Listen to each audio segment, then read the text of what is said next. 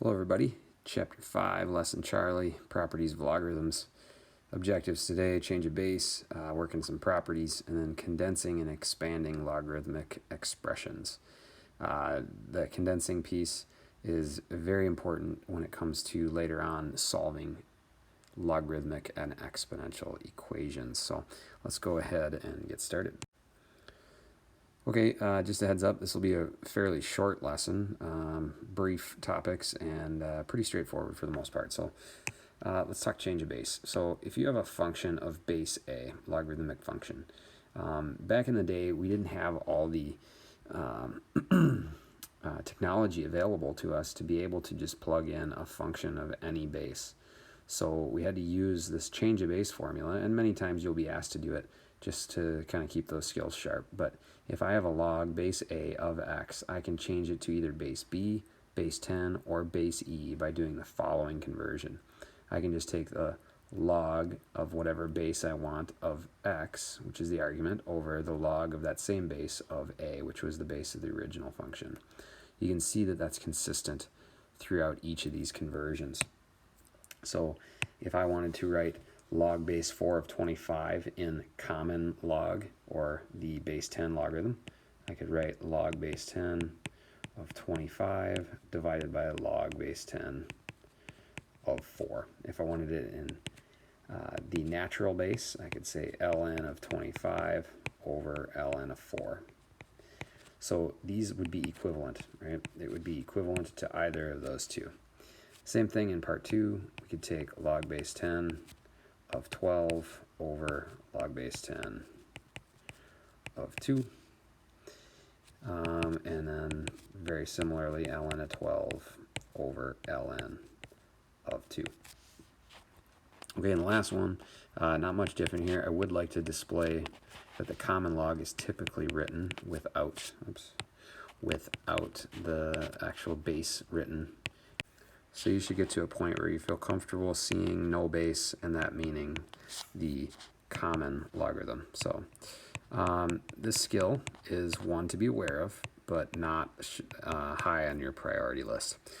Okay, not the most important of them. We're going to get to those in just a moment.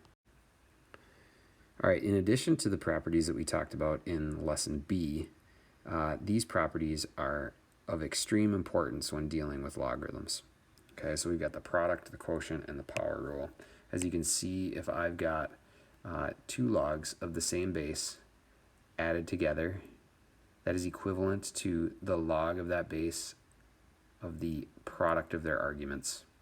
Okay, we're going to see that in example 1 down here in just a minute. Same thing with natural log, follows the same property. Quotient, if I've got the difference, right, subtraction of two logs of the same base, I divide their arguments. So much like exponentials, if exponents are divided, we're going to subtract top minus bottom. If exponents are multiplied, we're going to add them. And then the power property follows suit as well.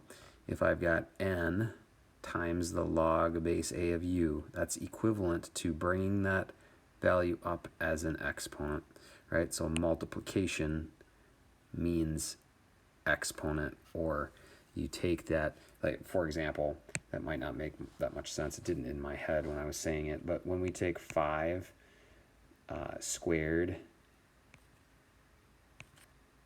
to the power of 3, that's equal to 5 to the 6th, whereas 5 squared times 5 to the 3rd is equal to 5 to the 5th. Okay, so that's the difference between the power and the product. So let's look at these expressions below and write each in terms of ln of 2 and ln of 3. So I'm going to use that first product, the property called the product property. So I'm going to rewrite ln of 6 as ln of 2 times 3. And then I'm able to expand that using the product property to the following sum. So ln of 6 is actually equal to the ln of 2 plus the ln of 3.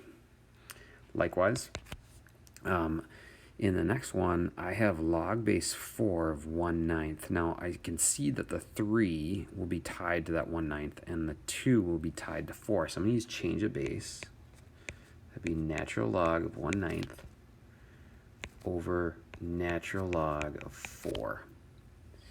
Okay, so the natural log of 1/9 is the same as the natural log of 9 to the negative 1. Okay, and the natural log of 4 is the same as the natural log of 2 squared.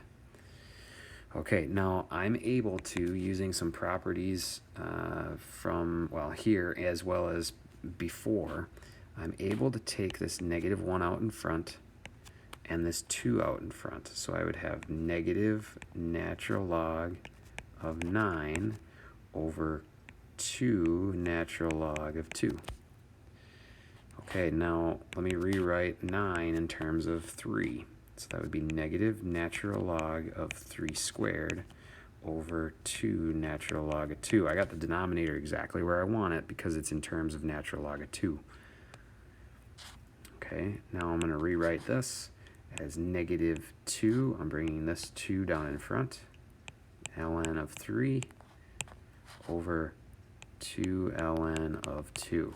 I can reduce out these 2's and I get negative ln of 3 over ln of 2. I was able to use my properties to write that in terms of only ln of 2 and ln of 3.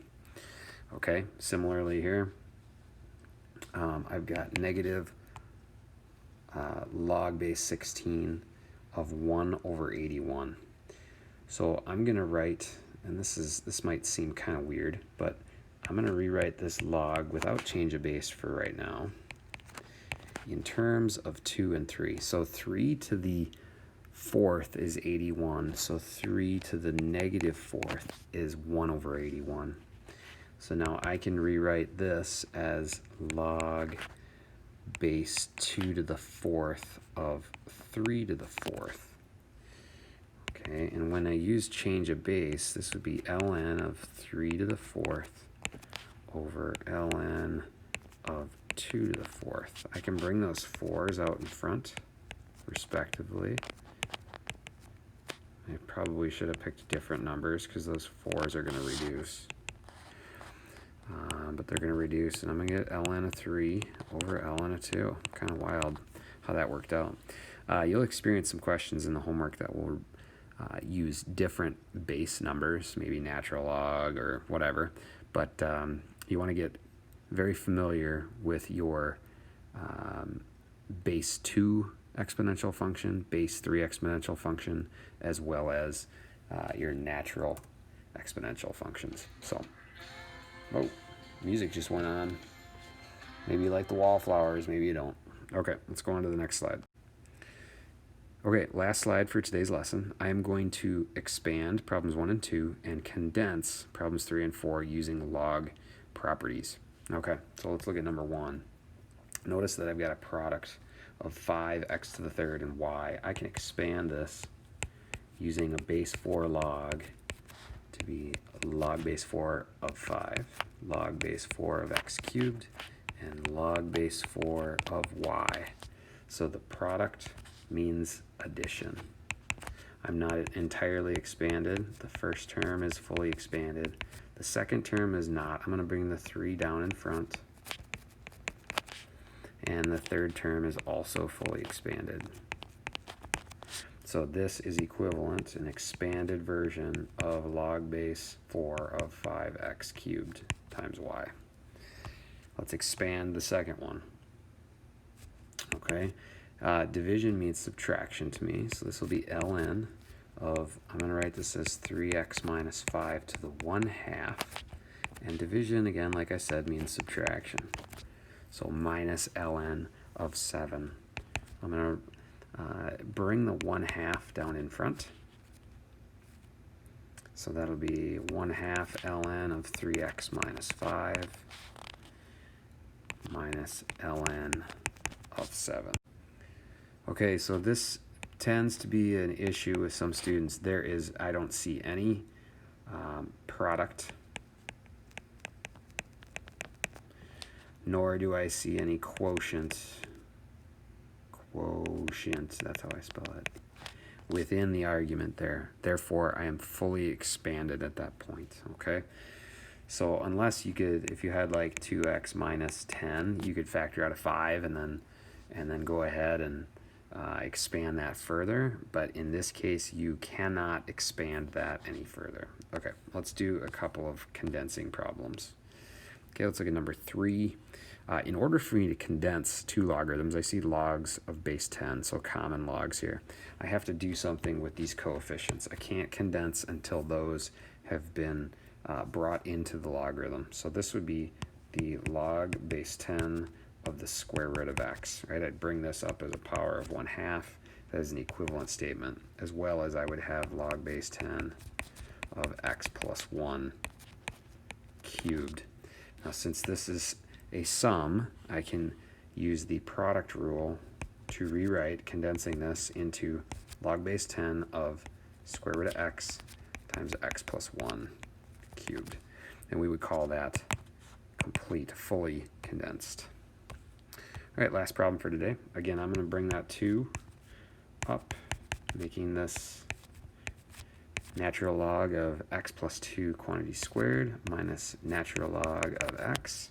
And therefore, with subtraction, we know we condense by using division. So this would be the natural log of the first expression or argument over the second. That is condensing, expanding, as well as properties of logs. That's it for 5 Charlie. Hope you learned something today. Let me know if you got any questions. See you in the next video.